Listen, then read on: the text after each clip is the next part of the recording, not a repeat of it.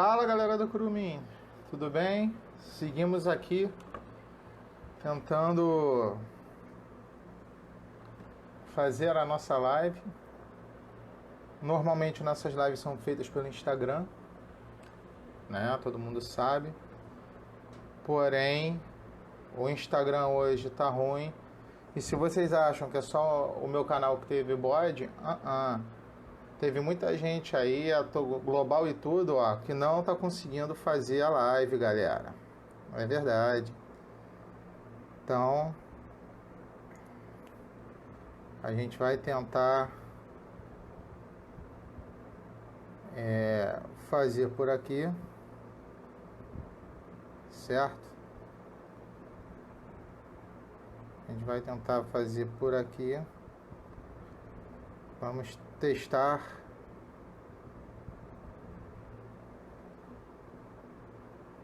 Vamos ver se vai dar tudo certo.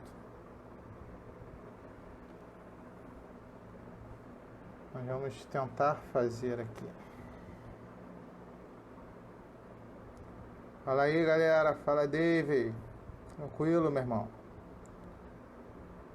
Estamos tentando transmitir a nossa live hoje, cara. Contra tudo e contra todos. Tá bem barra hoje. Hoje tá dificílimo. A rede tá uma confusão, meu irmão.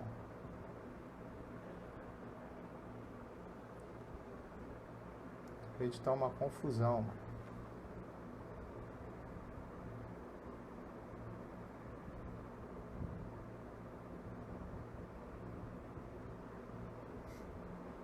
Aí a gente está tentando trazer aqui um cara muito maneiro, entendeu? Que é o Jefinho Farias, da Praça Nossa. A gente ia fazer pelo Insta, mas até agora, Lufas, o Insta deu um bode na gente, meu irmão. E ele tá aqui na área já. Do convidado, acho que a gente vai conseguir fazer. Caraca, não tô acreditando, meu irmão. Acho que dessa vez vai. Sessão de comentários. Flávia Miyamoto Vieira. Fala, Jefinho. E aí? Cara, Eu tô tendo só o retorno do áudio. Você tá me vendo? Não, tô te vendo. Mas tô me ouvindo também. Ih, rapaz. Mas tá tranquilo. Atenção. Atalhos de acessibilidade selecionado. VoiceOver. VoiceOver desativado. Eu acho que eu escuto todo o seu áudio. Tô enquadrado? Não, tem que subir um pouquinho mais a câmera. Aí, acho que tá maneiro. Sim. Beleza, acho que agora dá. Aqui tá mais estável, parece que vai rolar aqui. Engraçado, eu nem sabia que dava pra fazer isso aqui no Facebook. Pois é, cara, nem eu soube agora. Caraca.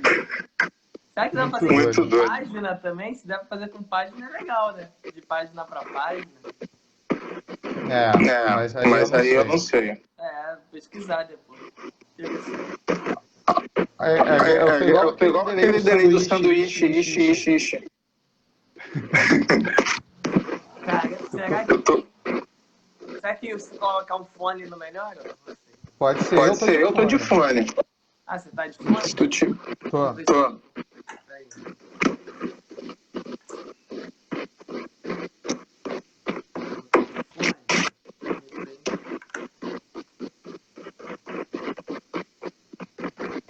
Vamos ver se tem alguma coisa dentro.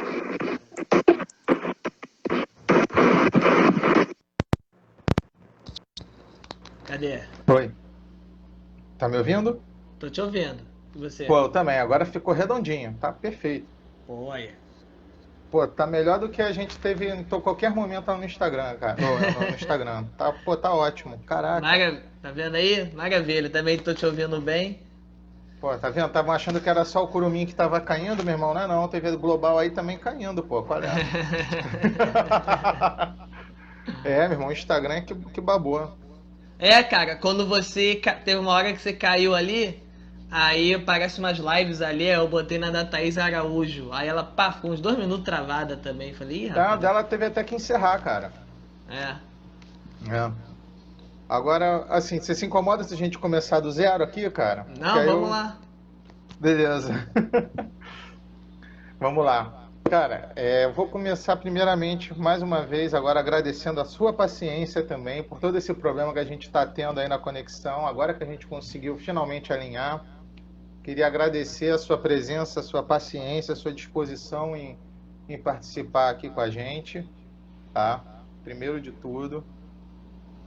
Tamo E, aí. e queria que você contasse mais uma vez a história de como você chegou, né, na comédia.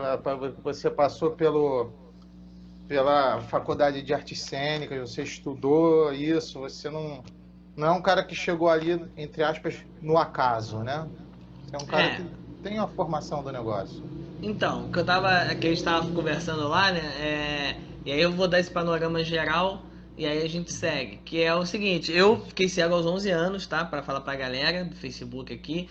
Não sei se todo mundo sabia disso, mas eu não nasci cego, né? Fiquei cego aos 11 anos. Daí é aquele processo de você se acostumar com a deficiência visual, blá, blá, blá. Até os meus 15, 16 anos eu ficava meio não querendo me assumir, não assumia bengala, não agia como uma pessoa com deficiência visual. A partir dos 15, 16 anos, essa chave virou na minha cabeça. Eu comecei a entender que eu tinha que ser do jeito que eu sou e viver a partir do que essas possibilidades poderiam me trazer. Então o que eu fiz?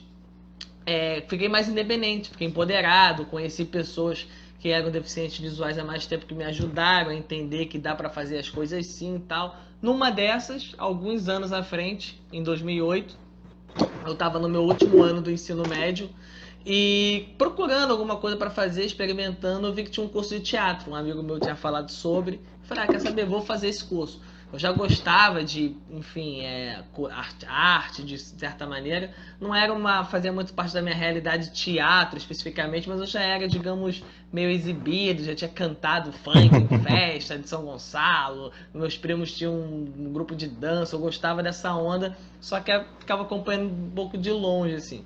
E aí, o teatro era uma coisa que eu não fazia parte. Quando eu experimentei, foi tipo assim, bum, paixão à primeira vista, com perdão do trocadilho, assim. Caramba, cara, isso aqui realmente é sensacional, essa arte aqui.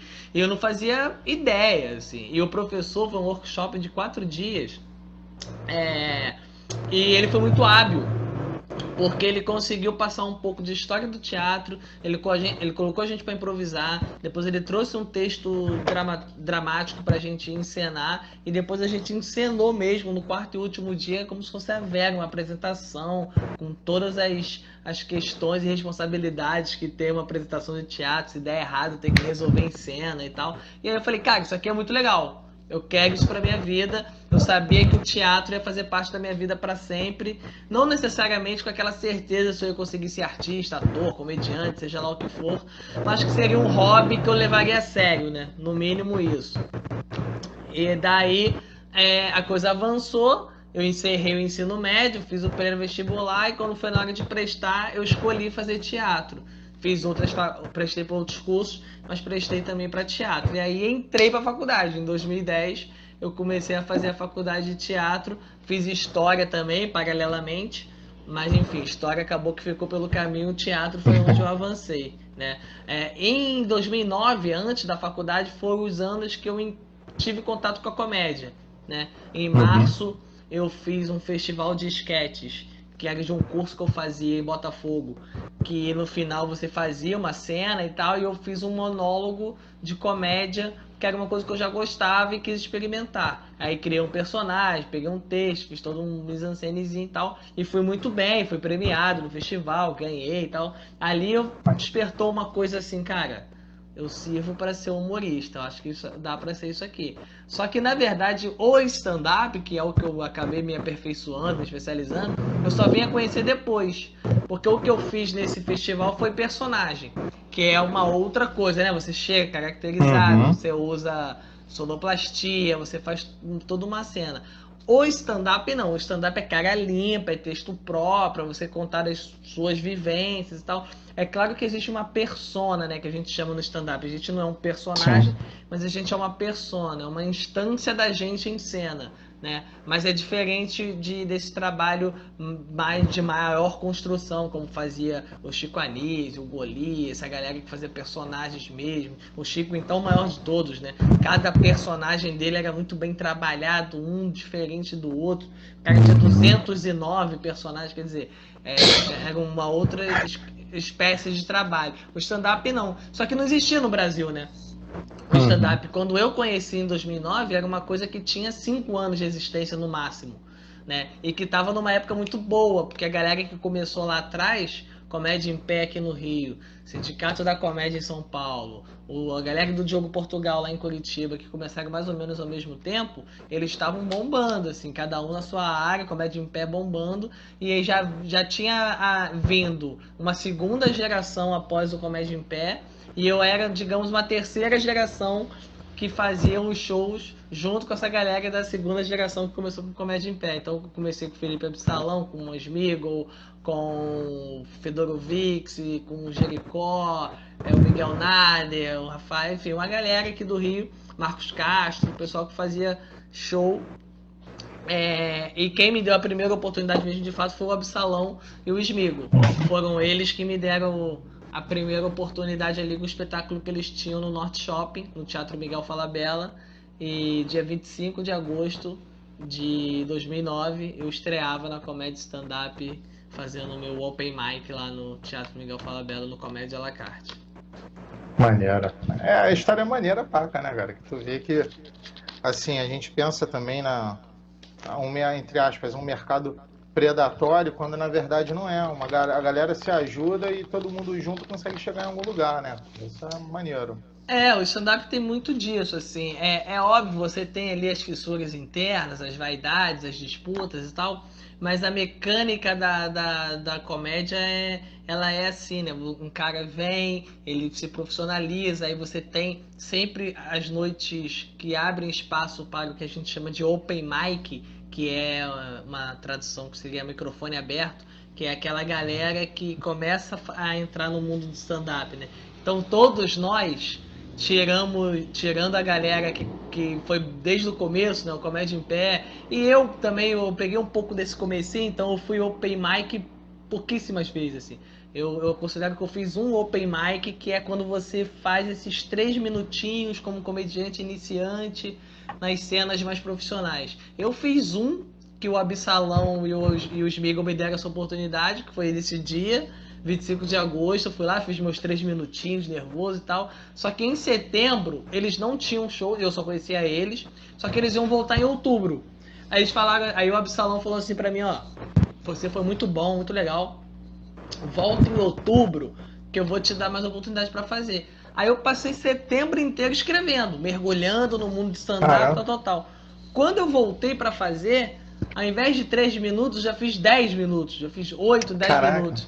E aí o Absalão foi lá, pegou 50 reaisinho assim e me deu de cachê, assim. Falei, não, que isso, cara, tô começando agora e tal. Ele falou, não, pra te incentivar e tal. Então, assim, foi E geralmente, né, hoje, isso é porque eu tava lá no começo. Hoje que a cena é maior, estabelecida e tal, o caminho do open mic ele é maior para ele se profissionalizar, né? Ou seja, ele entra como open, ele faz as noites as oportunidades que vão dar para ele nas noites profissionais, ele faz noites que às vezes é só com open, só com pessoas que estão na mesma linha que ele. Daqui a pouco ele cresce para canja, ou seja, ele consegue fazer numas noites maiores, só que ele não faz nem 3 minutos de open, nem os 20 minutos de quem é o elenco da noite. Ele faz uma canja de 8, de 10 minutos e tal. Tá? E depois ele começa a ser convidado como ator da noite, ganhando cachê, fazendo maiores. Então, tipo assim, hoje em dia é uma indústria que já está mais estabelecida. A gente lá no começo só tinha gente, então o cara que começava a fazer de open, daqui a pouco já tinha a noite dele, enfim. É isso. E como é que surgiu a parceria sua com o Duca e o Rafael, cara? Então, eu conheci eles logo no começo, assim. No Miguel Falabella, quando eu comecei, quando eu voltei lá em outubro e tal, o espetáculo do Absalão e do Smigo era, se eu não me engano, às 9 horas da noite, nessa época. E antes, no horário anterior a esse, o Rafael estava em cartaz junto com o Miguel Nader e o Paulo Fernando Melo, no espetáculo que eles tinham que chamava Comédia no Ventilador. Então, eles faziam esse espetáculo e aí, via de regra, eles permaneciam no teatro para assistir os outros comediantes e tal. E nisso o Miguel me conheceu e tava montando uma noite em Niterói. E veio falar comigo e tal, cara, eu tô montando uma noite, eu queria te convidar, eu vi que você fez aqui com o Absalão, você é muito bom e tal, não sei o que. Eu falei, pô, obrigado, pode me chamar. Ele, você mora onde? Eu falei, ih, rapaz, você deve nem conhecer, eu moro lá em São Gonçalo. Ele, pô, sou de Niterói, cara, vou te dar uma carona hoje e tal, não sei o que. Aí começou uma amizade com o Miguel, com o Rafael, com o Paulo Fernando Mello. Aí essa noite do Miguel, ele sempre chamava o Rafael, passou a me chamar, porque eu era ali vizinho, e ficava a gente fazendo esses shows. Eu, Rafael, Miguel, outros convidados, a noite era do Miguel, mas ele sempre me chamava o Rafael, então foi essa primeira galera que eu fiz um contato mais estreito. E aí, alguns meses depois, o Duca apareceu. O Miguel, ele era o dono da noite, né? Ele propôs fazer uma... Ele, eu quero fazer alguma coisa de alguém que saia da plateia e tal. E eles todos são lá da região oceânica de Niterói. Ele começou a falar com um com o outro. Aí alguém falou do Duca. Falou, rapaz, tem um Duca, o rapaz vende livro, surfa, não sei o que, ele é engraçado pra caramba, vem contando piada, não sei o que, dá lá, conhece piada pra caramba, acho que ele pode ser esse cara. E aí falaram com o Duca, se me chamar eu subo, faço, assim. Aí beleza, marcou uma noite, um dia, o Miguel falou, tem alguém aí na plateia que sabe contar uma piada e tal. O Duca subiu, contou 3 piadas, a plateia veio abaixo, riu pra caramba. Ele realmente é muito engraçado, ele é muito bom contando piada. E aí ele começou assim. E aí a gente começou a se frequentar, de se esbarrar, fazer show junto e tal. Niterói, Rio, né? Viajava, né? E até que 2 anos depois pintou Quem Chega Lá em grupo, né? Porque no ano de 2010, o Quem Chega Lá, que era a competição do Domingão do Faustão, ela foi individual. Eu participei, o Duca participou, o Rafael participou, mas era uma competição individual. Era um competindo contra o outro. No ano seguinte, 2011, o Quem Chega Lá foi em grupo. Até hoje, na história do Quem Chega Lá, que já tem 10, 12 edições, sei lá, foi a única edição que foi em grupo. Eles queriam que os comediantes se apresentassem juntos, fizessem alguma cena. E aí a gente teve mais essa oportunidade. Aí o que a gente vai fazer?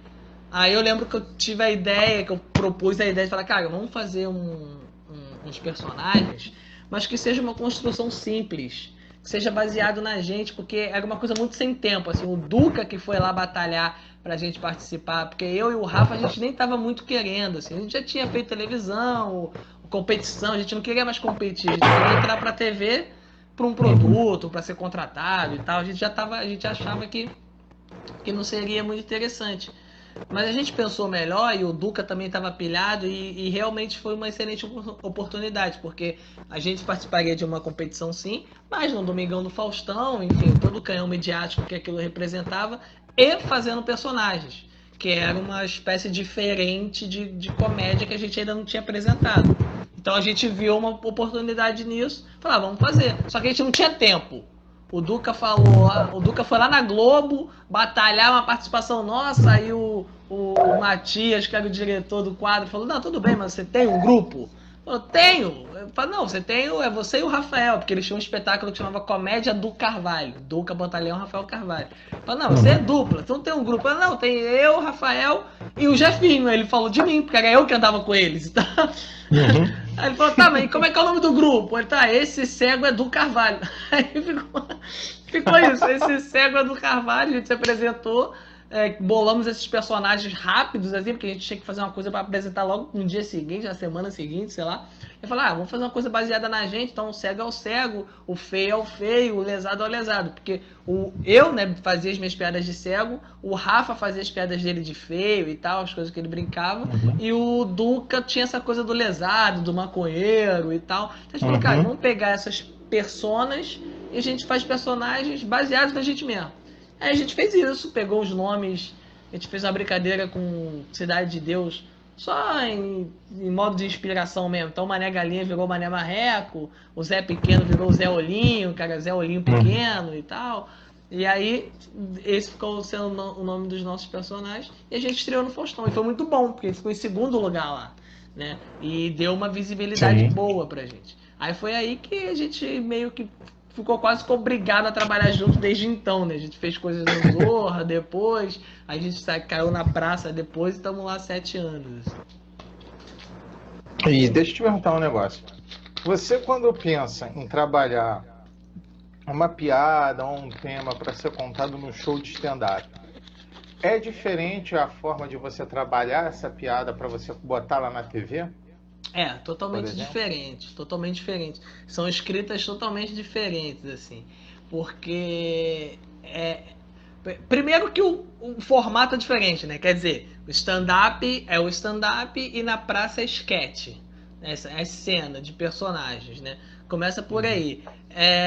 Segundo que o veículo é diferente, né? Quer dizer, no stand-up é um bar, um teatro, tem uma plateia ali na tua frente, e na praça é TV. Então você tem que passar a coisa através do vídeo e tal. Então tem muita diferença. Só que tem interseções, ou seja, você consegue adaptar. A gente já pegou várias piadas nossas que são piadas dos nossos shows de stand-up e colocamos na praça. Mas você adapta, você divide palavra. Na praça, por exemplo, uma coisa que funciona muito é você usar o escada, que é o Carlos Alberto, que é o escada em todos os quadros. Que é o escada é aquele que levanta a piada, né? Para o comediante cortar. E nós, às vezes, os três somos escadas de nós três, assim. Então, é o cara que vai falar, ué, mas como isso? Aí o outro vai lá e dá a piada. Então, isso não tem no stand-up. Você chegar e fazer uma piada e a plateia esperar que a plateia te pergunte uma coisa para você chegar e cortar. É você que constrói tudo, né? O stand-up ele tem uma escrita muito definidinha também, né? Que é um modelo de setup, punch, que é a construção, desfecho, né? Construção da piada, desfecho da piada.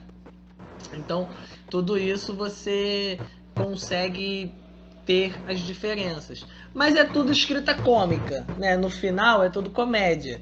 Você tendo um timing, sabendo que o ponto de riso é ali, sabendo o que gera o riso, ou o que pode ser que gere o riso, é mais uma questão de adaptar mesmo a linguagem e encaixar ali as piadas, entendeu? Mas tem uma certa diferença sim. Eu queria aproveitar aqui o bate-papo, mandar um abraço aqui para um amigo que está aqui assistindo a gente, o Bruce Rodrigues, que tem um trabalho muito legal como cosplay do Batman, cara, em São Paulo. O cara, um trabalho super maneiro, já falei dele já na página. Um alô para ele aí também. Boa noite para você, Bruce. E, cara, como é que surgiu o convite para chegar na praça? Isso também é uma pergunta que todo mundo deve te fazer, né? Isso foi um processo, né? Esse processo da gente participar do Faustão. Aí depois a gente foi pro Zorra, a gente ficou tentando colocar os nossos personagens lá e tal. E a coisa não aconteceu do jeito que a gente queria, mas as oportunidades nos foram dadas. Quer dizer, a gente fez muita participação nos outros quadros e tal. Só que chegou um ano e pouco depois, quer dizer, o que eu cheguei lá foi final de 2011. 2012 inteiro a gente não emplacou o quadro. 2013 a gente estava na metade do ano quase e nada tinha acontecido. A gente começou a se voltar para as outras possibilidades que a gente tinha. A gente sempre soube que em termos de televisão na época, em termos de TV aberta, né, os programas que combinavam com o que a gente fazia era o Zorra Total da época, que é diferente do Zorra de hoje, e a Praça é Nossa, que eram programas de personagens, de esquetes, de bordão, que nós éramos 3 personagens, então tipo, a gente encaixaria nesse tipo de programa. Então, como a coisa do Zorra esgotou-se e a gente não progrediu ali, a praça era o caminho natural, né? A gente só não tentava os dois paralelamente, digamos assim, por questão de logística. Quer dizer, a gente é do Rio, Globo, Projac, é muito mais fácil pegar um carro e batalhar Globo do que ir para São Paulo, não conhecer ninguém e tal. Quando a gente pensou, cara, vamos pensar na questão da praça, que papapá, a gente deu uma mergulhada nisso. E aí oportunidades começaram a aparecer. Quer dizer, a gente já tinha o Matheus Ceará e o Paulinho Gogó, que já eram amigos nossos e já trabalhavam lá. Então você já tinha essa primeira ponte. Aí depois a gente veio descobrir que eu pelo menos não sabia, que o Duca Pantaleão, que trabalha com a gente, é um parentesco distante com o Carlos Alberto. A mãe do Duca é uma prima do Carlos Alberto. Quer dizer, então a gente começou a explorar essas possibilidades. O Duca, anos que não tinha falado com o Carlos Alberto, nem sei se o Carlos Alberto sabia da existência do Duca, mas a gente começou a explorar essas possibilidades, o que facilitou a nossa entrada no SBT, né? Tipo assim, a gente ter acesso à emissora, que já é uma barreira, né? Geralmente pro cara entrar, quando a gente ia pra Globo, por exemplo, a gente via um amigo que estava contratado, que podia colocar o nosso nome na porta como convidado pra gente entrar, pra daí chegar nas produções. Então, quer dizer, é todo um jogo de batalha que você faz. Lá no SBT a gente entrava por essas pontes, assim. E fomos fazendo as conexões e tal. Só que de maneira nenhuma, obviamente, isso garantiu alguma espécie de vaga, né? Tipo, então chega aí e trabalha. Quer dizer, a gente ficou 6 meses, 7 meses tentando. Ia lá, mostrava o nosso vídeo do Faustão pra produtora, a produtora gostava, aí sei que, aí conversava com o Marcelo, o Carlos Alberto, aí vem fazer um stand-up. Na época a praça abria o palco pros comediantes fazerem stand-up, assim, no começo. Vem fazer stand-up, ia fazer stand-up, tá, né? Então é toda uma construção de batalha até chegar o dia que a gente falou, cara, e aí, como é que vai ser? Aí a gente conversou com o Carlos Alberto, o Duca, que foi o responsável, por chegar e falar, pô, tia, a gente só quer mostrar o nosso trabalho, você pode ficar à vontade pra querer ou não, assim, a gente só quer ter a oportunidade de mostrar o trabalho pra você. Aí falou, então vem tal dia. Aí marcou um dia de teste, a gente já tava com sangue nos olhos já, assim, com muita vontade de fazer parte, de entrar pro programa.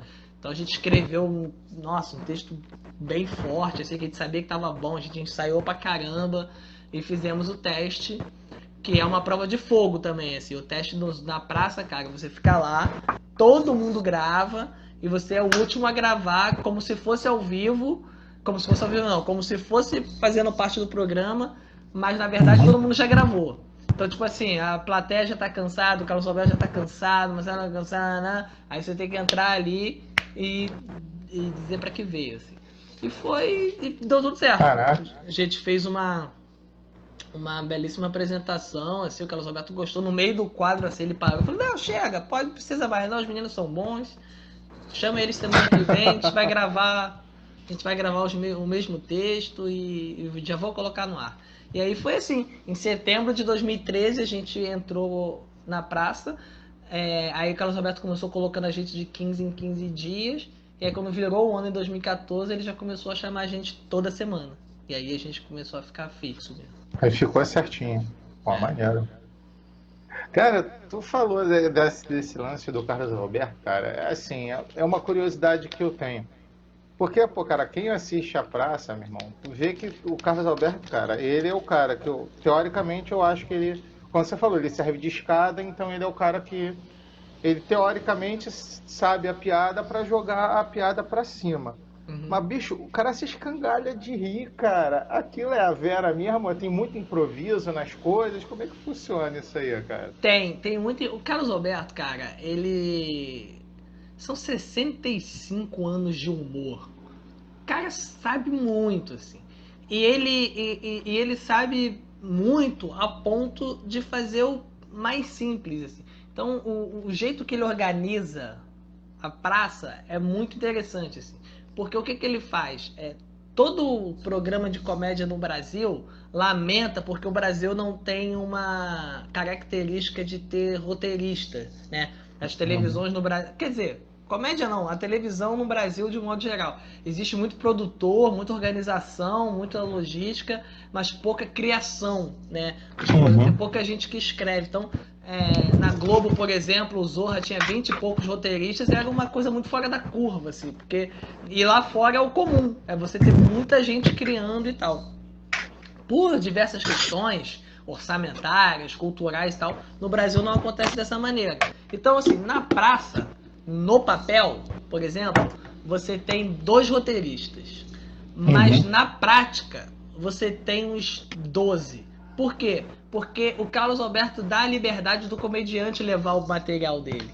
Então, por exemplo, a gente escreve o nosso texto, a Marley Cevada, que faz a Nina e o Sangue, escreve o texto dela, o Porpetone, que faz as imitações, e o Cabrito Teves escreve dele, o Café com Bobagem escreve o próprio texto. Então, assim, você tem uma gama de gente que leva o próprio material. O Paulinho Gogó levava as piadas, o Matheus Ceará levava as próprias piadas, mais os roteiristas. Né? Então fica e assim, ninguém escreve melhor do que o próprio comediante, né? Para ele mesmo, ele sabe as intenções e tal. Então fica um programa com muito frescor e o Carlos Alberto fica só ali fazendo a revisão final, né? Tirando o que realmente não vale e tal, mas ele mexe muito pouco, ele dá muita liberdade assim e, mano, decora tudo, é uma escada de todo mundo. Sabe exatamente valorizar uma piada, ou seja, levantar uma bola e tal, para você chegar lá e cortar e a coisa ficar realmente mais interessante, mais engraçada. E é o cara que toca o programa, assim. Isso é que eu acho interessante, muito legal, assim, muito inspirador. 84 anos, é o cara que é o primeiro a chegar, é o último a sair, tem que decorar o texto de todo mundo. No dia seguinte ele volta para a emissora, edita o programa. E tem 84 anos. Então, assim, isso é muito bacana. Assim. Então é isso. Com o Paulinho Gogó, aí esse lance que você falou de rir, tem duas situações.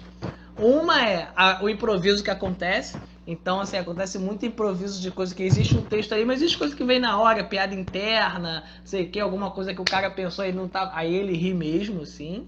E existe alguns quadros que ele sabe que ele não precisa, que são quadros que não precisam dele como escada no sentido literal, fixo. Ou seja, se ele não entrar aqui, a piada não funciona. Não, a piada vai funcionar com ele entrando ou não. Então ele não precisa decorar. Ele fala, cara, vamos fazer um bate-papo. Vai ser um bate-papo aqui. Então, Paulinho Gogó, Matheus Ceará, os caras que levam anedotas, assim, histórias, ele fala, cara, não precisa saber. Vai, faz o teu show e eu entro nos locais que eu achar que é interessante, que vai valorizar a piada e tal. E você vê no cena, fica totalmente natural. Porque a praça é um ambiente natural. A dinâmica do programa é uma praça pública, onde os personagens passam. Então, quanto mais solto, melhor, né? Ele costuma dizer que ele faz o feijão com arroz bem feito. Eu acho que é isso. Não tem muito invencionice, o comediante, o escada, as piadas, aquele cenário ali, e vambora, entendeu? E é o cara, como tu falou, né? Que dá liberdade para você poder escrever o seu próprio quadro, né? Que não tem aquela questão de ficar censurando, de ficar dizendo isso pode, isso não pode, ou não, não, tem que passar por mim. Tipo, lógico, passa, mas não no sentido restritivo, né? Vamos dizer assim. Cara, raramente, todas as... A gente tá há 7 anos, sei lá, você conta no dedo de uma mão, assim, quantas vezes ele cortou uma ou outra piada nossa. E geralmente é por... Você vê como é que o cara é, isso mostra muito a respeito da personalidade dele. Geralmente, quando ele corta uma piada, é quando a gente tá dando uma sacaneada em alguém. E ele fala, pô, não zoa fulano não, fulano é meu amigo, fulano fica puto, que não... Sabe?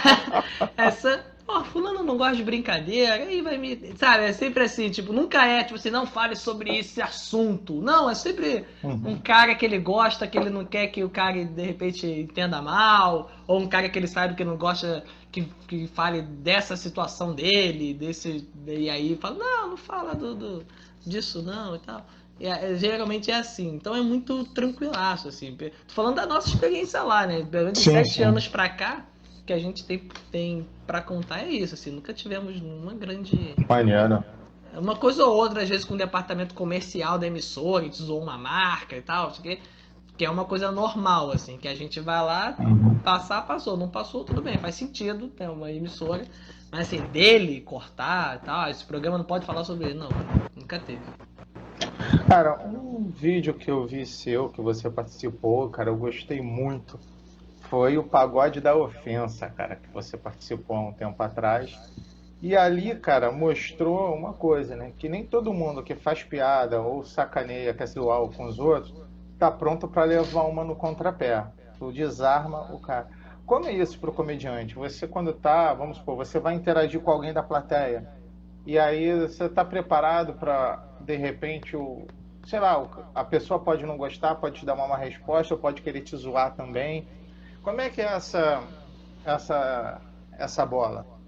Cara, existem alguns times, né? Existem algumas situações.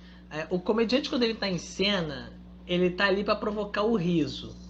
Então, assim, por exemplo, se tu vai sacanear um cara, se um cara da plateia, uma moça, te dá uma invertida muito genial, o que você tem que fazer é rir junto com a plateia e ir pra outro lugar. Porque você tem que ter a humildade de dizer, cara, eu não vou conseguir ser mais engraçado que esse cara foi. Às vezes acontece.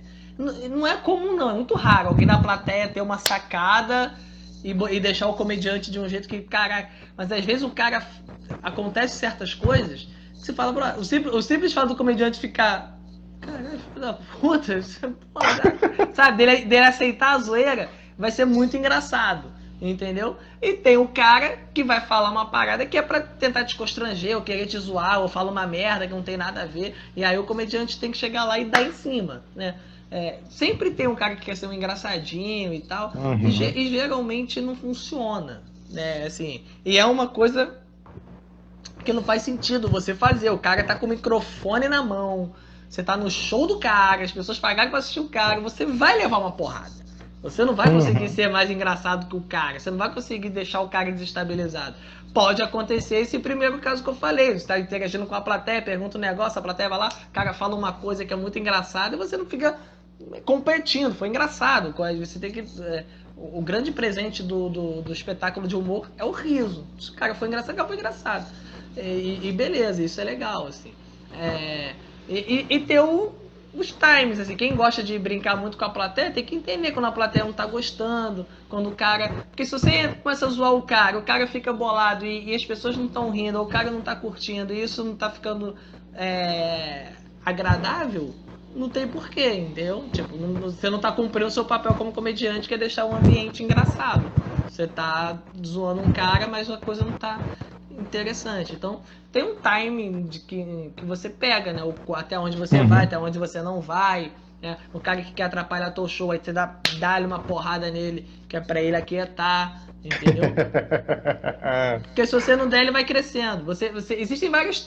Cada um comediante age de um jeito, né? Tem gente, por exemplo, que não gosta que ignora. O cara tá na plateia, uou, sei o que, uhul, uou. Tem gente que ignora. Eu gosto de dar uma porrada logo no começo com piada. Não sei o que, falar, tira o dedo do cu desse cara aí, tá berrando pra cacete, porra. Tá achando que eu sou surdo? Que você quer lá, pum, a galera riada, pum. Aí beleza. Ele já paga por ali. Outros não. Tem comediante que usam estratégias diferentes, que falam, gente, olha só, eu vim aqui pra trabalhar, esse cara tá atrapalhando o show. Assim, ele não tá me atrapalhando não, meu cachê já tá no bolso, ele tá atrapalhando vocês, que pagaram e vão assistir um show com o cara berrando. Então enquanto ele não sair daqui, eu não faço show, e o cara sai. Eu conheço um cara que faz isso. Sai, e as pessoas não tiram o cara tá atrapalhando o show, a plateia entende que tá sendo prejudicada realmente, então, enfim, tem um monte de situação. E um monte de saída, né? Sim, sim. Enfim, partindo pro lado mais sério vamos dizer assim, o lado mais sério da comédia, o lado mais sério da coisa. Você é um cara que, assim, tu passa a ser um cara muito desencanado, tranquilão. Você já vi a tua entrevista sua que tu falou que você faz até a piada para os outros te zoarem e tal. Você é um cara super relax. Mas assim, o que a gente vê principalmente alguns utilizam o humor, né, para isso, é gente que traveste o preconceito de piada. O cara, ele usa a piada para externar aquela opinião negativa, aquele preconceito que ele tem. Como é que você entende essa parada e até onde você acha que pode ir uma piada? Até onde isso vai? Bom, eu acho que, primeiro, acho que não existe limite no humor, no sentido, essa pergunta que ficou tão... existe limite? Não, acho que não existe limite algum pro humor, desde que seja humor, né? Desde que não seja outra coisa. Quer dizer, você pode falar de todos os assuntos, de morte da mãe ao holocausto e tal, e você consegue fazer humor com esse tipo de coisa. né? O limite da sua expressividade, do que você quer falar, eu costumo dizer que é o limite da cultura e da lei. Quer dizer, culturalmente, cada vez mais faz menos sentido fazer piada de sogra. Porque era uma coisa cultural, de que a sogra era uma megera e tal, e as pessoas têm sogras maravilhosas e tal. Então, para muita gente não faz sentido piada de sogra. Culturalmente já foi mais risível. Hoje não. Culturalmente, você fazer piadas de cunho racista era uma coisa mais comum. Hoje não. Então, a cultura vai impondo o limite. E a lei, que é a partir do momento que você infringe a lei, ou seja, que você calunia, faz uma injúria, discrimina alguém, aí, tipo, isso não está dentro da liberdade de expressão. A liberdade de expressão não diz que você tem liberdade de expressão para ser racista. Não existe isso. Ninguém tem liberdade de expressão para cometer crimes, né? Eu tenho liberdade de ir e vir, então se eu quiser ir lá e dar um tiro na cabeça de alguém, não, você não pode matar, você pode ir e vir, mas matar não pode. Então, o limite da piada, digamos assim, é isso. A grande questão, e aí isso aí é uma coisa que não tem solução, a solução é debate e analisar caso a caso, é você cercear o direito das pessoas falarem as coisas. Então, por exemplo, você pode fazer uma piada denunciando o racismo e ser entendido como se você estivesse fazendo uma piada racista. Existem piadas que a gente faz, na verdade você tá rindo do racista e as pessoas vão estar achando que você tá fazendo piada de preto, né? Que é aquelas piadas racistas que tinham. Então isso é muito complexo, vai muito do entendimento da pessoa. Às vezes tá usando ironia, sabe? Às vezes tá usando de exagero. Então existem várias... É muito tênue, né? A gente costuma dizer que tem piadas que a gente faz e tem pessoas que vão rir pelo motivo certo e pessoas que vão rir pelos motivos errados. E o grande jogo é esse. Agora, se você faz uma piada... eu acho que o melhor mundo é assim. O sujeito tem a liberdade para falar o que ele quiser, a pessoa tem a liberdade para se ofender e a justiça vai resolver. É isso. Tipo, o cara tem a liberdade de falar e de se defender. Cara, tu foi racista aqui. Não foi racista aqui. O que eu disse foi... Pá, beleza. E a pessoa tem a liberdade de, em se sentir ofendida, injuriada ou vítima de algum tipo de infração, ir atrás perante a justiça. E as coisas vão. Ou seja, as liberdades se mantêm e as pessoas têm os mecanismos para... correr atrás dos seus direitos, né? Eu acho que é por aí isso. Assim, cara, no dia a dia, você anda... Eu achei engraçado que ainda no Instagram, logo no início, você fala assim, vai levar uma vida normal, fazer tudo que uma pessoa faz. Mas aí é que tá, eu acho que tem gente que entende dessa maneira, poxa, mas você acha que as pessoas são mais solidárias ou elas são mais sem noção, cara, com uma pessoa que é deficiente visual ou que porta algum tipo de deficiência? Acho que tem de tudo, acho que tem muita gente solidária e acho que tem muita gente sem noção, tem muita gente solidária e sem noção, quer dizer, o cara quer ajudar, mas não sabe como, e é normal, assim, porque não é comum, infelizmente não é comum essa coisa de as pessoas terem os seus direitos individuais respeitados. É uma coisa nova no mundo, que dá choque, inclusive. Pô, a gente tá debatendo racismo, tipo, a escravidão acabou tem um século e pouquinho, então assim, as liberdades individuais, como as pessoas com deficiência, elas eram escondidas da sociedade. Se você voltar um tempo atrás, elas eram mortas quando nasciam com algum tipo de limitação. Elas eram entendidas como defeituosas. Então, assim, é todo um processo que a pessoa não tem um cego na família, a pessoa ela não chega no mercado e vê um cadeirante, ela não chega num banco e o cara que atende ela não tem um braço, essas pessoas não são vistas. Então, quando são, né, o mundo agora começa a evoluir, as pessoas começam a colocar para fora os seus direitos e a se capacitarem e a mostrar que são produtivas, que são consumidoras e tal, e essas pessoas começam a aparecer, as pessoas começam a entender que, caramba, como é que eu... Caraca, e tal, pô, então é assim, como é que eu ajo e tal, não sei o quê. Então existem essas coisas. Quando a pessoa não tem... Quando a pessoa é sem noção por falta de conhecimento, tá tudo lindo, tá tudo ok. A gente tá aqui justamente para mostrar que nós somos pessoas que tem uma diferença sim, mas para dizer que todos nós temos, e sim, a gente precisa de um auxílio. Não, deixa que eu pego no seu braço, é assim que funciona. Não, deixa, não, aqui eu consigo assinar assim, não precisa assinar para mim, não tem nada, não precisa me dar comida na boca, eu sei comer e tal. E você vai pedagogicamente mostrando às pessoas. Quando é fruto de desconhecimento, tá tudo ok. O problema é quando é fruto de discriminação. Porque existe. Uma pessoa que acha que você não tem que estar ali, uma pessoa que acha que você tinha que estar em casa, uma pessoa que não te entende como um ser humano com os mesmos direitos dela de estar nos mesmos locais e consumindo as mesmas coisas e exercendo os mesmos poderes e etc. Aí é discriminação. Aí, enfim, cada um reage de um jeito, eu costumo ir pra porrada. Logicamente, verbalmente, né? Eu costumo falar, não, tipo, tem que. Tipo, como assim? Você tá me discriminando? Parada é essa, tal, porque, enfim, a gente tem que se impor, né, também. Mas. Cara, pode terminar, desculpa. Não, é isso, é isso. Cara, já aconteceu daquela pessoa. Cara, assim, eu já vi isso acontecer, na verdade, no metrô. O metrô é um mundo paralelo, né, cara? Principalmente o metrô aqui do Rio, né? Cara, a pessoa vê eu, inclusive, tive uma pessoa próxima à minha família que tinha deficiência visual, ela, enfim, ela não enxergava e tal. E aí você via que algumas pessoas chegavam para falar com ela, chegavam pertinho, cara. Parecia que a deficiência dela era auditiva e, pô, chegava pertinho do ouvido e falava alto pra cacete. Oi, é verdade que... Porra, peraí, cara. Cara, eu acho que é uma coisa muito complicada. Eu acho que tá faltando. Cara, tem de tudo, né? Porque tem a falta de. É muito doido, porque é só mais um caso, né? Quer dizer, o caso das pessoas com deficiência são só mais um caso de como que nós, enquanto sociedade brasileira, não sabemos lidar com as coisas. Aí é por uma caralhada de motivos, assim. A nossa estrutura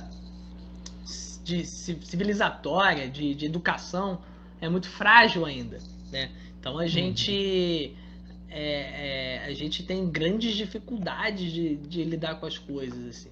Então as pessoas não são ensinadas, né? A gente tem que ter um pouco esse conhecimento, esse entendimento também, assim, essa empatia, digamos, né? Da mesma forma que a gente tem que cobrar assim, uma empatia de uma pessoa que não tem nenhum tipo de limitação, entender uma pessoa que tem, seja ela deficiente, idosa,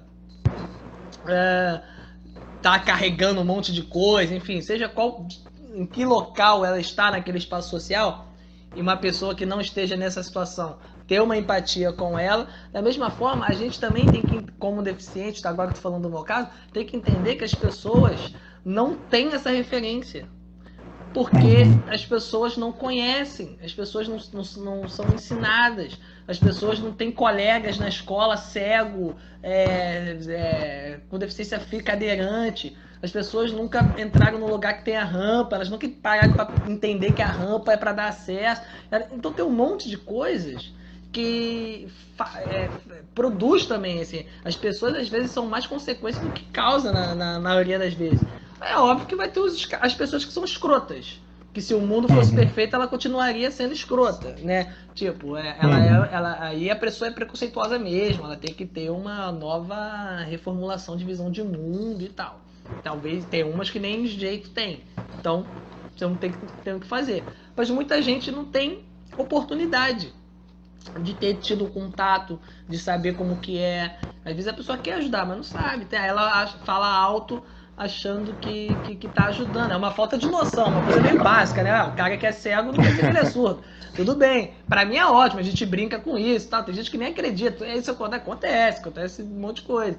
Mas pelo menos ela foi lá tentar ajudar, né? Quer dizer, Uhum. eu acho que cabe a gente também falar, não, calma, só com humor, com delicadeza, enfim, pedagogicamente, fala, tudo bem, eu escuto, não precisa ser berrar no meu ouvido e tal. Se vê a pessoa, não, mesmo, deixa que eu te pego no teu braço, é melhor e tal. Assim. Eu estava estudando aqui, ó, sobre o assunto, né? Lendo os dados do último censo, e eu vi que aproximadamente 24% da população brasileira, aí lato senso mesmo, de mais de quase 200 milhões que a gente tem, 24% da população brasileira apresenta algum tipo de deficiência. E Sim. por incrível que pareça, né, a mais comum foi a deficiência visual, que a gente tem aí uma grandeza de quase 600 mil cegos, né, e 6 milhões com baixa visão. Né? Eu Isso. acho que é um número muito elevado, se a gente pensa no macro, né? E, como você falou, a gente hoje tem uma questão de acessibilidade, né? Como é que se diz? A acessibilidade, na minha opinião, ela não é só você, como você citou, por exemplo, a questão da rampa ou a questão do piso diferenciado, aquele piso emborrachado, né? Que às vezes colocam. Ela está na questão da educação. Ela vem da base. Eu acho que é na escola.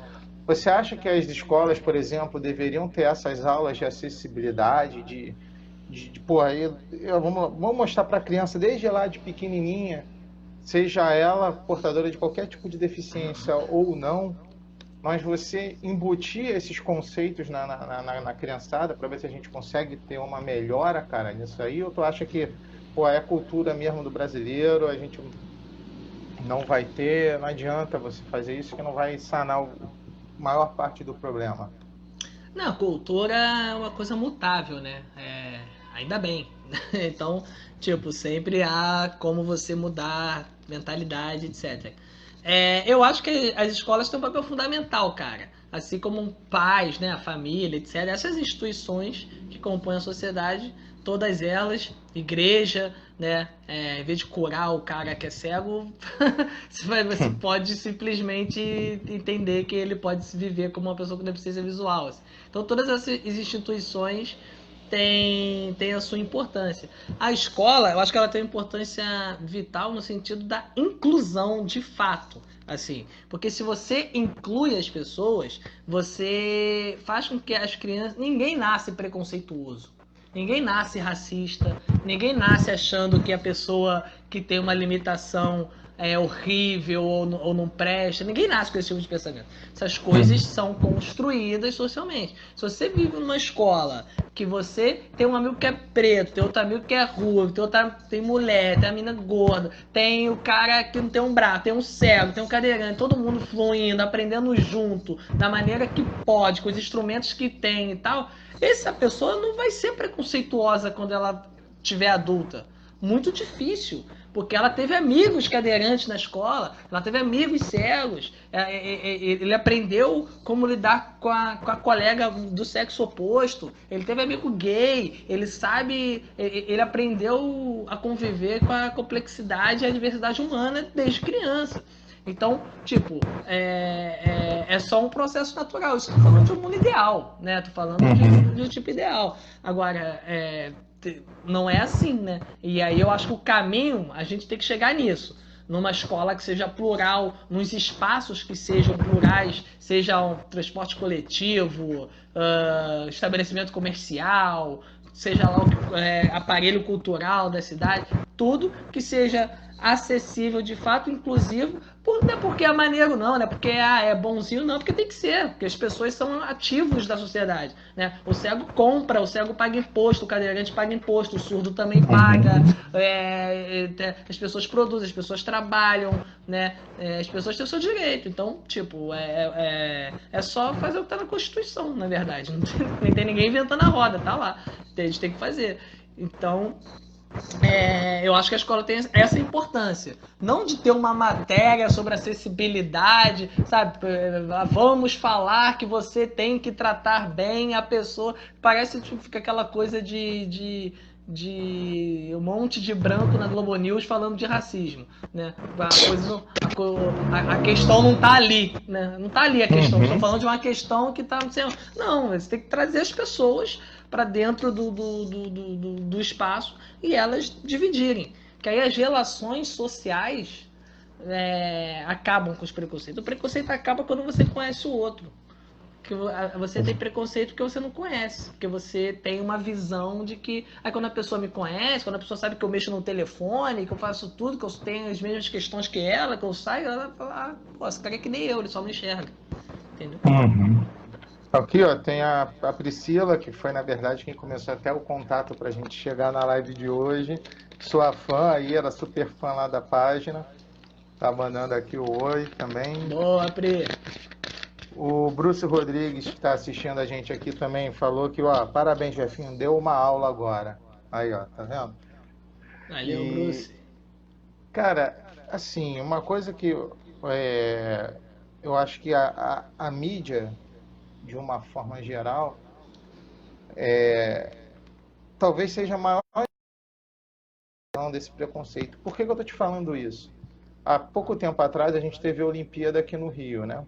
Teve a Olimpíada e a Paralimpíada, que agora é Paralimpíada, mas eu sou mais velho, eu sou do tempo que ainda chamava de Paraolimpíada, desculpa até, É.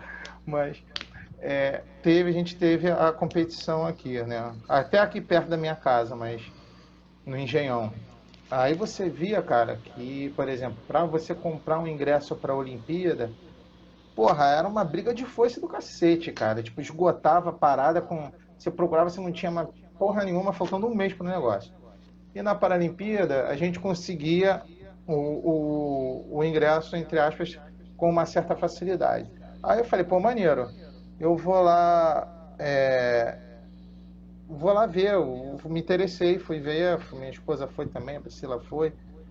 E aí o que que acontece? Pô, cara, tu chega lá, você vê que o grau de superação daqueles atletas ali, na minha opinião, cara, vai muito além, cara, do que, por exemplo, eu acho que o cara que faz uma corrida na cadeira de roda, porra, meu irmão, o cara tem uma determinação e uma vontade, eu acho que infinitamente maior do que o cara que tem as duas pernas e faz a corrida.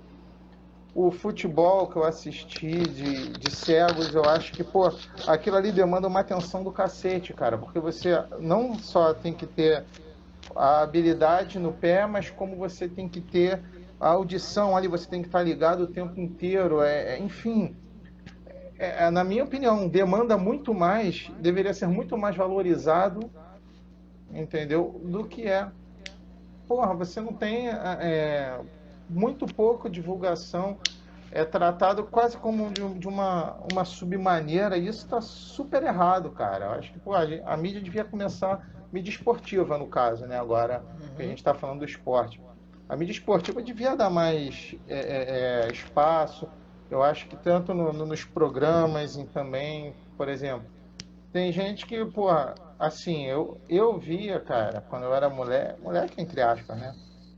Um outro humorista também do cacete, que eu sei que tu é fã dele também, que é o Geraldo. Uhum. Ele era fantástico. Eu acho que ele foi um dos primeiros a vir e romper com aquele paradigma do tipo, olha, pô, eu sou cego. O bordão dele era aquele já vi tudo, ó, era mal barato, Uhum. né? E ele quebrou esse paradigma e é raro você ver um, seja um comediante, seja um apresentador, talvez, de telejornal ou de alguma coisa, de alguma mídia, que seja portador de deficiência. Então, como é que eu vou te dizer assim? Você não acha que a mídia podia ter mais poder, usar o poder que ela tem de formação, de opinião e trabalhar mais isso, cara? Eu acho que existem algumas coisas pra gente pensar em relação a isso aí. É muita complexidade, assim.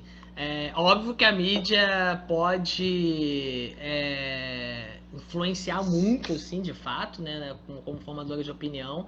É, a gente pode acabar com o capitalismo e fazer as coisas de outra forma, aí é uma coisa que é mais difícil, mas dentro do capitalismo, o que rege, se a gente está aqui dentro, você pode não gostar, querer ou não querer, a gente pode até debater isso em outro contexto, mas assim, por que a mídia não dá grande visibilidade para o esporte de pessoas com deficiência? Porque o esporte de pessoas com deficiência não vende.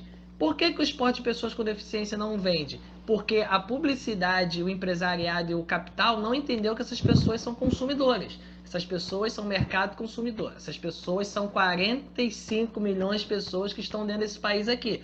24% da população, como você falou, segundo o censo do IBGE, que é do próprio país. Então, se as empresas, se a sociedade não entender que essas pessoas têm que estar no mercado de trabalho, que essas pessoas são economicamente ativas, elas não vão aparecer, elas não vão ser representadas, porque no capital a mídia ela quer representatividade. Passou a ter viado pra cacete nas novelas, personagens gays, homossexuais, não é porque o Brasil é tolerante com os homossexuais, o Brasil é o país que mais mata homossexuais. Passou a ter porque o mercado entendeu que essas pessoas são economicamente ativas.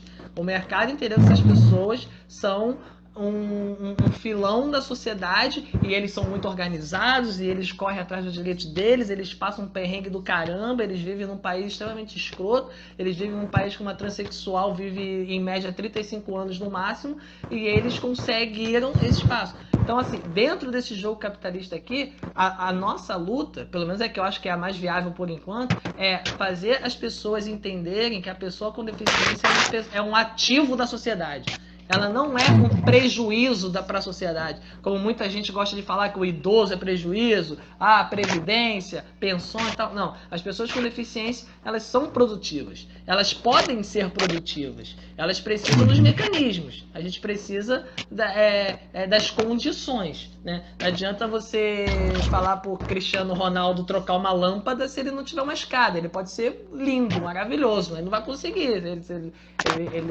não tem. Então, você precisa dos mecanismos. Isso tendo as pessoas sendo representadas, o mercado entendendo que existe esse mercado, essas pessoas vão ter que ser representadas, porque você vai precisar vender para essas pessoas. O cara vai entender, caramba, o cadeirante veste, o cadeirante bebe, o cadeirante vai no cinema, o cadeirante transa, o cadeirante vai no motel, caraca, o cadeirante escova o dente. Caramba, o cadeirante, como é que vai ser pro cadeirante chegar? Caraca, o cadeirante precisa de um carro. Vou dar um exemplo para vocês, clássico, do meu amigo Clodoaldo Silva, que é um dos maiores atletas paralímpicos do mundo. O cara fez uma campanha para a Nissan para o carro adaptado. A Nissan vendia X carros adaptados, passou a vender 500% a mais. Aumentou o número de 500%, porque fez uma campanha com Clodoaldo Silva. Se as outras empresas todas do mundo não entenderem que existe esse mercado, que existem essas pessoas que são consumidoras, não tem. Por que a Nissan vai botar uma propaganda com Clodoaldo Silva dirigindo um carro adaptado se o entendimento geral é de que a pessoa com deficiência não sai de casa? Por que a novela vai colocar um personagem cadeirante tal, bem sucedido, para representar quem? Então, assim, se a gente não conseguir colocar isso na mesa, colocar isso na prateleira, nós somos pessoas capazes e nós somos importantes para a economia desse país. Nós somos 24% das pessoas desse país aqui. Então a gente come, a gente veste, a gente produz, a gente trabalha. Existem milhões de pessoas que estão fora do mercado formal. Sim, porque esse país não dá condições. Esse país não dá condições para as pessoas que não têm nenhum tipo de deficiência trabalhar, imagina para as que têm. Então, é verdade. Aí é outra questão que a gente vai brincar e de dialogar. Mas eu acho que o grande lance da falta de representatividade, da falta de reconhecimento, saber o trabalho dessas pessoas, é isso. A gente está engatinhando em fazer a sociedade entender. Quando eu digo sociedade, todos nós, né, uma coisa que eu estou de fora falando, todos nós, todo mundo saber que ser deficiente é normal, Você não precisa tratar a coisa como, não sei o quê, nem para mais, nem para menos. O cara teve uma limitação, existe a pessoa ter limitação e a pessoa precisa ter os mecanismos para ser reinserida na sociedade, ou se ela nasceu com a limitação, para ser inserida e tendo as suas capacidades exploradas e desenvolvidas da melhor maneira possível. Assim. Aí isso vai reverberar na mídia, vai reverberar nas novelas, na propaganda, enfim, em tudo, né? É um processo, né? É um processo mesmo. Assim. É, verdade. E, Jafim, para a gente finalizar uma coisa que aí já é uma curiosidade, como é que tá a questão de gravação e trabalho nesse período aí de isolamento? Como é que tá? Você tá só na fase de produção de material? Você tá... Eu ouvi dizer que a praça ia voltar a gravar por agora, né? O Carlos Alberto deu uma entrevista no Pânico, parece que ele teve uma reunião, né, com o pessoal do SBT, e eles estão bolando um esquema de voltar em agosto, usando um acrílico, enfim, deve ter algum jogo de edição, alguma coisa. Eu confesso que eu não ouvi ainda essa entrevista, não sei, não me chegou nada, né, oficialmente, assim, mas há um estudo em fazer a coisa voltar o mais rápido possível, porque o programa está vivendo de reprises há muito tempo, né? Uhum. Teve 2 programas inéditos, ou 3 esse ano, e o resto já foi reprise e tal. E a praça para fazer esquema de lives, né? Enfim, não sei se seria a possibilidade. Então, eu acho que há. No meu contexto aqui mais amplo, né? Quer dizer, na praça não estou trabalhando, a gente tá nessa, estamos todos em casa. Os shows também não tem, eu sou palestrante também e tal, então eu tenho feito muita coisa online. Eu faço as coisas online, tenho feito lives, tenho aproveitado para fazer vídeos com temáticas e materiais que eu sempre quis fazer, mas na correria não dava. Então, estou dando vazão aqui à criatividade, produzindo, fazendo e tocando as redes, fazendo essas lives com pessoas como você, fazendo as. Eu tenho. De segunda a quinta eu faço uma live na minha página aqui no Facebook, Jefinho Farias, onde eu convido as pessoas para conversarem comigo. Magela já veio, a Luísa Biel, o Hélio de la Penha, o Paulinho Gogó. Já conversei com sociólogo, com liderança de comunidade no Rio de Janeiro. Enfim, tenho falado com um monte de gente, artistas, pessoas que eu acho que são interessantes, que tem alguma coisa para falar. Então, Eu assisti algumas já, cara. É porque eu trabalho à noite, cara. Aí às vezes bate com o horário de trabalho, nem sempre dá pra ver. mas tem bastante coisa, tá lá. E pra mim eu gosto de conversar, gosto de trocar ideia. Então é uma coisa que eu faço muito pra mim também, ter contato com essas pessoas, saber um pouco mais, enfim. Debater assunto aí que eu acho legal. Conversei com o professor de sociologia, enfim, eu acho bacana. E aí tenho feito essas coisas, enfim, movimentando página, os meninos. Estamos gravando para a internet também, fazendo o quadro dos malandros online, tá indo bem, fizemos uma live ontem, foi muito bem. Sim. Então a gente Tá está maneiro. monetizando na internet também, enfim, e eu estou produzindo, fazendo as coisas, estudando, a gente pode ficar parado, né? É verdade. E aí, cara, eu queria também agradecer você pela sua disponibilidade, mais uma vez, pela paciência. Pô, foi muito legal. Eu acho que a gente precisa trazer os artistas e também trazer, como a gente trouxe a questão que a gente conversou agora aqui no final, o papo mais sério, sobre a importância de tudo. Eu acho que a gente está vivendo num país que, infelizmente, é aquele negócio.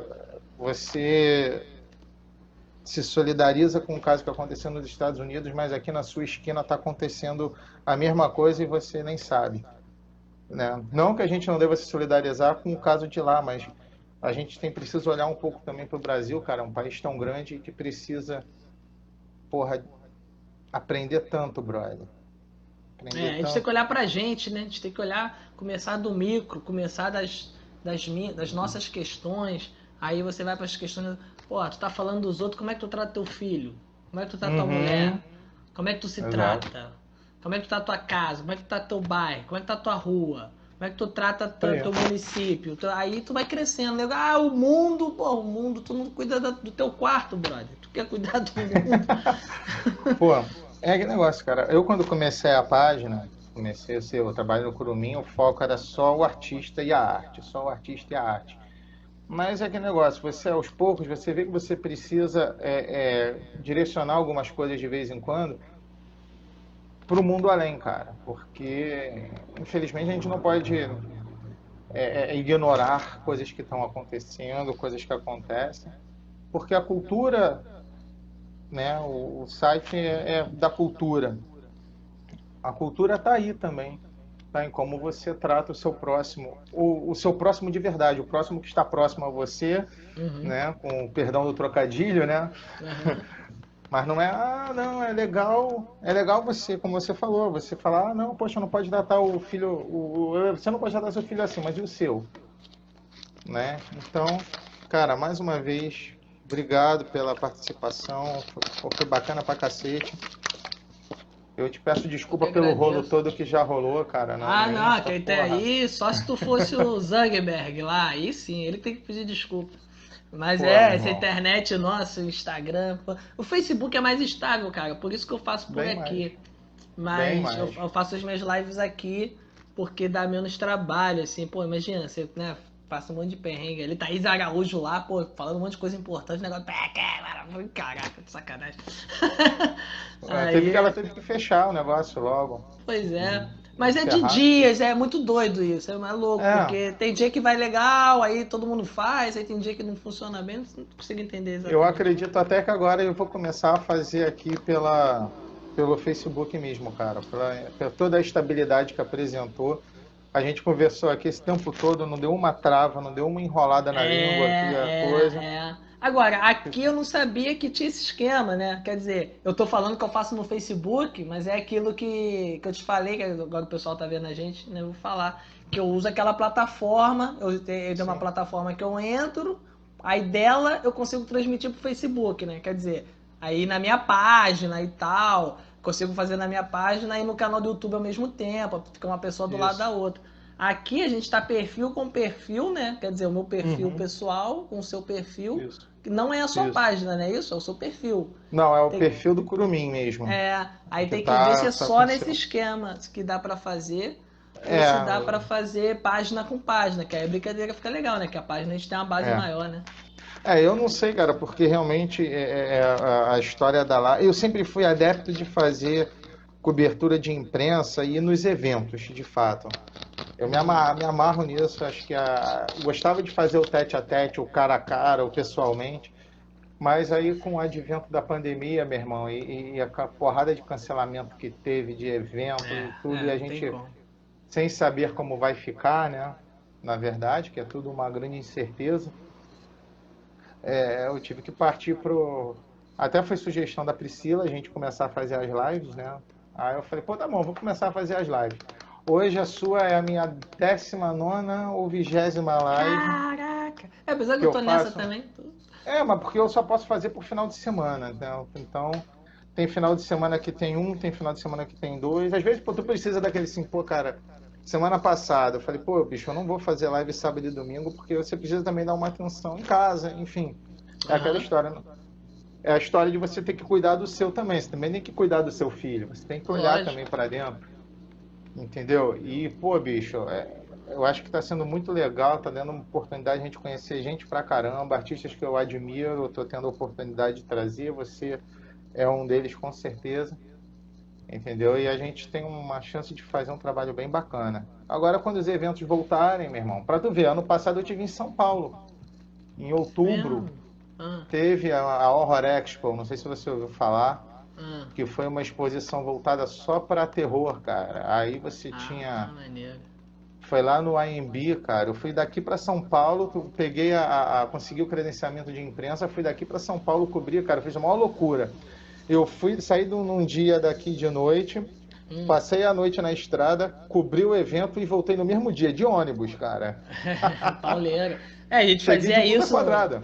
E a gente faz, cara, correria, né? Isso aqui é maneiro, é você construir. Porque no começo, na praça, a gente fazia isso, mano. A gente ia de ônibusinho, Niterói, pô, chega aquela lá, Tietê, 5h30 da manhã, um frio do caralho, cego congelando. Aí faz um tempo em São Paulo até 9 blau, 10 horas, que é pra ir pra emissora, e depois gravou, volta pra Tietê. É Foda, cara. sinistro, correria, Uma mas é guerra isso aí. braba. É isso Então, meu aí. irmão, mais uma vez, muito obrigado.